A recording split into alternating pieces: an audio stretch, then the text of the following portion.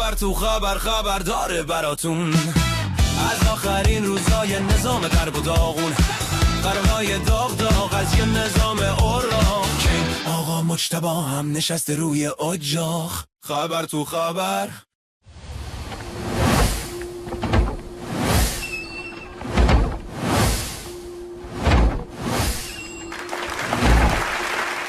این هفته خبر تو خبر داره براتون از آبقوره‌گیری بوفالوی ولایت که اینطوری برای نظام بی سرش اشک میریزه. تا الان نماز جمعه بی آقا نخونده بود.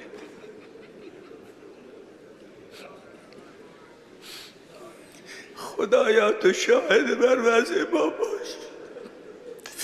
میخوایم نماز جمعه بخونیم آقا نداریم. آقا بود از دست.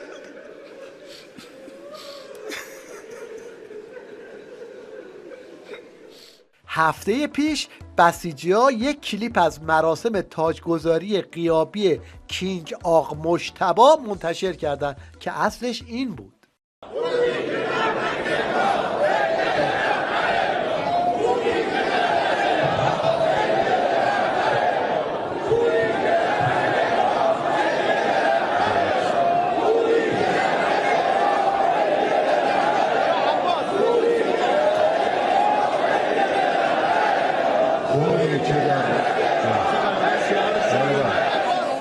بعد از اون بود که کاربرا دست به کار شدن و با هوش مصنوعی این کلیپ رو درست کردن.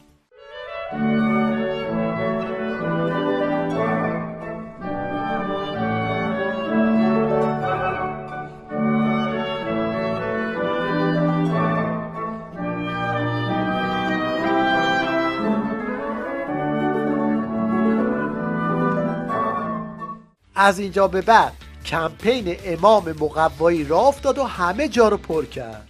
ای امام، ای مقوا، ای مظهر علم، ای گذر دسته هر که بی‌شرف، مقوا ای امام، مقوا ای امام. خبر تو خبر. رئیس جمهور مشنگ عظما مشنگستان این هفته رو با این کلیپ استارت زد. من اینجا لازم از کشورهای همسایه که مورد حمله قرار گرفتن از طرف ایران از طرف خودم عذرخواهی کنم. در تصمیمی که ما دیروز در شورای موقت رهبری ما گرفتیم، این تصمیم به نیروهای مسلح گزارش داده شد که از این به بعد نباید به کشورهای همسایه حمله بکنن به یا موشک بزنن. مداح خامنه‌ای هم اینطوری جواب رئیس جمهور ناتراز عظما رو داد. این فضای عذرخواهی یا سوء تفاهم ایجاد نکنه که ما فقط پایگاه نظامی اونا رو حق داریم بزنیم. نه خیر، اولا خاکش رو حق داریم بزنیم، پایگاه نظامیش هم حق داریم بزنیم. اینا جزء لجیتیمیت میلیتاری تارگته، در حقیقت جزء اهداف مشروع نظامیه. جوجه بسیجی‌ها هم اینطوری براش عربده کشیدن. آقایون سیاستمدار ما عذرخواهی کنن. مگه عذرخواهی کردن از ما وقتی که موشک‌هاشون بلند شد به سمت ایران؟ ما از هیچ کسی عذرخواهی نخواهیم کرد. آخونده هم تعارف و کنار گذاشتن و بهش گفتن سامری. سامری یه امت پیغمبر میدونید که کسیه که شعارش اینه لا قتال، میگه جنگ نکنید. ببین الان در آستانه پیروزیم، موشک‌ها داره 2 دقیقه‌ای میرسه. الان برخی متاسفانه میگن آقا نمیخواد، الان آقا دارن میزنن، میگی لا قتال. این حرف شبهناکه.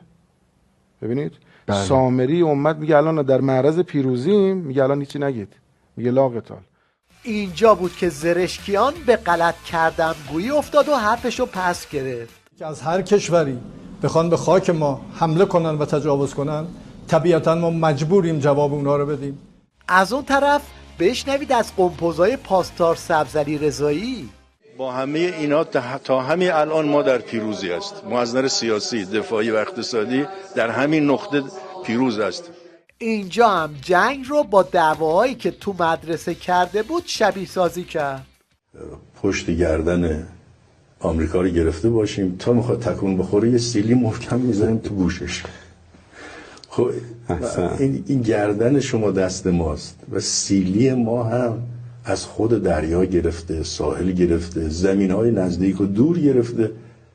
این یکی هم وقتی دید بازار این حرفا گرمه، این یکی برگ رو کرد. الان من آماری که دارم میدم بهتون شاید الان تغییر کرده باشه. فقط در خود آمریکا قریب به 400,000 نفر مسلح هستن آماده برای تجزیه کردن ایالت‌هایی که در حاشیه دریا هست، در حاشیه اقیانوس هست و ثروتمنده. شما جوانهای عزیز، شما برادر عزیز من خواهید دید فروپاشی آمریکا رو. البته تو فضای مجازی هم کاربرا با این کلیپای طنز جوابشون رو دادن. با بستن سربند افتخار، با بستن سربند 11. حالا که تا اینجا اومدیم یه نگاهی هم به مسخره بازی این سخنگوی قرارگاه ضد خاتم سپاه بندازیم. Kולם rak mishtamshim bachem kamegen enoshi. Espiralat hashtikash notsra hitotsar shel oligarchia finansit. Yatsranei neshek کلیتیک شوره. آقای کابوسی بهشون بگین اگه این کارو بکنین ما میریم به یونسکو شکایت میکنیم. ما باید پول بدیم. باریکلا. بله. نعم. اگر یتاپون هذا القصه و لا یتپرداختون پولهم ما یتشاکون علی یونسکو. از همین حالا خدمتتون گفته باشم. آقای کابوسی بهشون بگین سر خود این کارو نکنین. یا اخی باریکلا.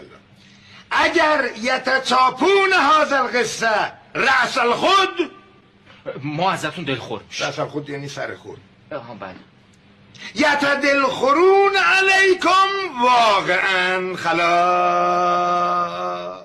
خبر تو خبر داره براتون از آخرین روزای نظام قرب و داغون، قربای داغ از یه نظام اوراق. آقا مجتبی هم نشسته روی اجاق. خبر تو